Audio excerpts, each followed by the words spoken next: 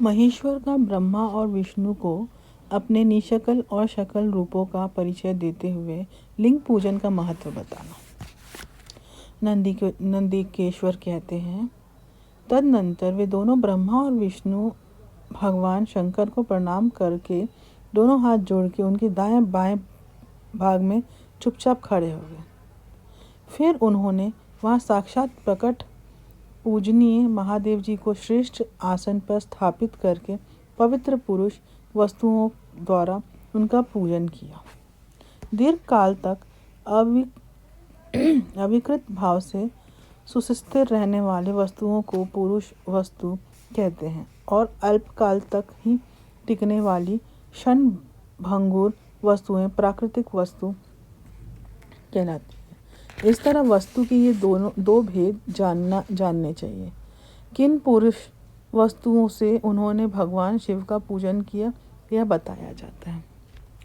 हार, नूपुर, केयूर, किरीट, मणिमय कुंडल, यज्ञोपवीत, उत्तरीय वस्त्र, पुष्पमाला, रेशमी वस्त्र, हार, मुद्रिका, पुष्प, तांबुल, कपूर, चंदन एवं अगुरु का अनुलेप, धूप, द्वीप, श्वेत छत्र, व्यंजन, ध्वजा, चवर तथा अन्य दिव्य उपहारों द्वारा जिनका वैभव वाणी और मन की पहुँच से परे था, जो केवल पशुपति परमात्मा के ही योग्य थे और जिन्हें पशु बुद्ध जीव कदापि नहीं पा सकते थे, उन दोनों ने अपने स्वामी महेश्वर का पूजन किया।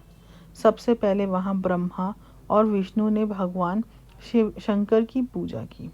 इससे प्रसन्न होकर भक्तिपूर्वक भगवान शिव ने वहां नम्र भाव से खड़े हुए उन दोनों देवताओं से मुस्कुराकर कहा, पुत्रों, आज का दिन एक महान दिन है। इसमें तुम्हारे द्वारा जो आज मेरी पूजा हुई है, इससे मैं तुम लोगों पर बहुत प्रसन्न हूँ। इसी कारण यह दिन परम पवित्र और महान से महान होगा। आज की यह तिथि शिवरात्रि के नाम से विख्यात होकर मेरे लिए परम प्रिय होगी। इसके समय में जो मेरे लिंग, निष्कल अंग, आकृति रहित निराकार स्वरूप के प्रतीक वेर, शकल साकार रूप के प्रतीक विग्रह की पूजा करेगा, वह पुरुष जगत की सृष्टि और पालन आदि कार्य भी कर सकता है। जो शिवरात्रि को दिन रात निराहार एवं जितेंद्रिय रहकर अपनी शक्ति के अनुसार निश्चल भाव से मेरी यथोचित पूजा करेगा, उसको मिलने वाले फल का वर्णन सुनो। 1 वर्ष तक निरंतर मेरी पूजा करने पर जो फल मिलता है, वह सारा फल केवल शिवरात्रि को मेरा पूजन करने से मनुष्य तत्काल प्राप्त कर लेता है। जैसे पूर्ण चंद्रमा का उदय समुद्र की वृद्धि का अवसर है, उसी प्रकार यह शिवरात्रि तिथि मेरे धर्म की वृद्धि का समय है। इस तिथि में मेरी स्थापना आदि का मंगलमय उत्सव होना चाहिए। पहले मैं जब ज्योतिर्मय स्तंभ रूप से प्रकट हुआ था वह समय मार्गशीर्ष मास में आद्रा नक्षत्र से युक्त पूर्णमासी या प्रतिपदा है। जो पुरुष मार्गशीर्ष मास में आद्रा नक्षत्र होने पर पार्वती सहित मेरा दर्शन करता है अथवा मेरी मूर्ति या लिंग की ही झांकी करता है, वह मेरे लिए कार्तिकेय से भी अधिक प्रिय है। उस शुभ दिन को मेरे दर्शन मात्र से पूरा फल प्राप्त होता है। यदि दर्शन के साथ साथ मेरा पूजन भी किया जाए तो इतना अधिक फल प्राप्त होता है कि उसका वाणी द्वारा वर्णन नहीं हो सकता। वहाँ पर मैं लिंग स्वरूप से प्रकट होकर बहुत बड़ा हो गया था, अतः उस लिंग के कारण यह भूतल लिंग स्थान के नाम से प्रसिद्ध हुआ। जगत के लोग इसका दर्शन और पूजन कर सकें, इसके लिए यह अनादि और अनंत ज्योति स्तंभ अथवा ज्योतिर्मय लिंग अत्यंत छोटा हो जाएगा। यह लिंग सब प्रकार के भोग सुलभ कराने वाला तथा भोग और मोक्ष का एकमात्र साधन है। इसका दर्शन, स्पर्श और ध्यान किया जाए तो यह प्राणियों को जन्म और मृत्यु के कष्ट से छुड़ाने वाला है। अग्नि के पहाड़ जैसा जो यह शिवलिंग यहाँ प्रकट हुआ है, इसके कारण वह स्थान अरुणाचल नाम से प्रसिद्ध होगा। यहाँ अनेक प्रकार के बड़े बड़े तीर्थ प्रकट होंगे। इस स्थान में निवास करने या मरने से जीवों का मोक्ष तक हो जाएगा। मेरे दो रूप हैं, शकल और निष्कल। दूसरे किसी के ऐसे रूप नहीं हैं। पहले मैं स्तंभ रूप से प्रकट हुआ, फिर साक्षात रूप से। ब्रह्म भाव मेरा निष्कल रूप है और महेश्वर भाव शकल रूप। ये दोनों मेरे ही सिद्ध रूप हैं। मैं ही पर ब्रह्मा परमात्मा हूँ। कलयुक्त और अकल मेरे ही स्वरूप हैं। ब्रह्म स्वरूप होने के कारण मैं ईश्वर भी हूँ। जीवों पर अनुग्रह आदि करना मेरा कार्य है।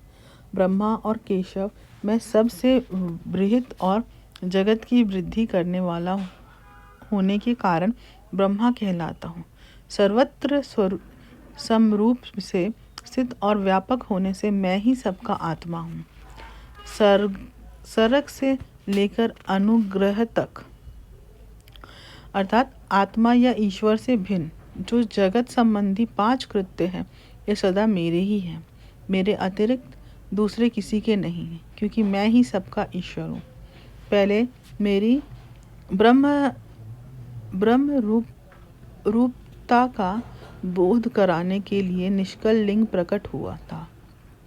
फिर अज्ञात ईश्वरत्व का साक्षात्कार कराने के निमित्त मैं साक्षात जगदीश्वर ही सकल रूप में तत्काल प्रकट हो गया। अतः मुझ में जो ईश्वत्व है उसे ही मेरा शकल रूप जानना चाहिए, तथा जो यह मेरा निष्कल स्तंभ है वह मेरे ब्रह्म स्वरूप का बोध कराने वाला है।